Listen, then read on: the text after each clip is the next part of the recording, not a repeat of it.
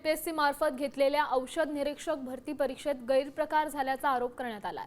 परीक्षेपूर्वी व्हॉट्सॲपवर प्रश्न व्हायरल झाल्याचा आणि गुणांमध्ये विसंगती असल्याचा दावा केलाय।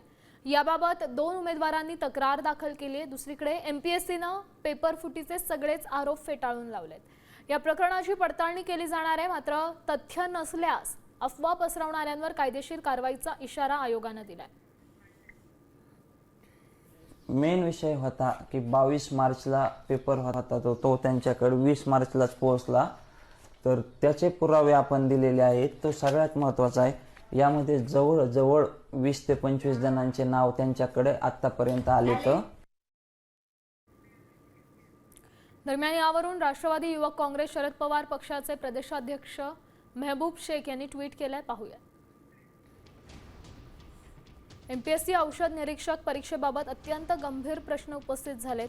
परीक्षेपूर्वी काही उमेदवारांकडे प्रश्नपत्रिका उपलब्ध असल्याचा प्रकार समोर आला आणि या संपूर्ण प्रकरणाची स्वतंत्र, निष्पक्ष आणि सखोल चौकशी झालीच पाहिजे, असं ट्विट त्यांनी केलंय।